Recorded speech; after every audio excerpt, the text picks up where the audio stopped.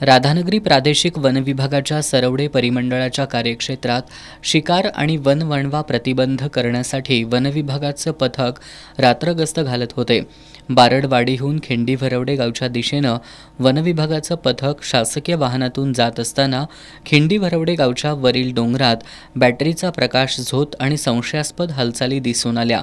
या पथकानं जागेवर जाऊन पाहणी केल्यानंतर त्यांना दुचाकी आढळल्या.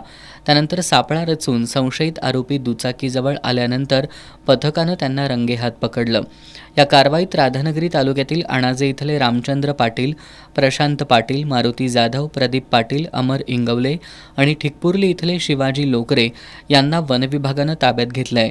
त्यांच्याकडून शिकार केलेले पक्षी, एक एअरगन, मोबाईल, बॅटरी आणि दुचाकी असा 3,57,000चा मुद्देमाल जप्त केलाय. वन अधिनियमानुसार त्यांच्यावर गुन्हे दाखल करण्यात आलेत. या कारवाईत वनक्षेत्रपाल विशाल पाटील, वनपाल SB भाट, वनरक्षक जितेंद्र साबळे, राधेश्याम गुसिंगे, MD अंगज यांनी सहभाग घेतला होता. अधिक तपास वनपाल SB भाट करतायत.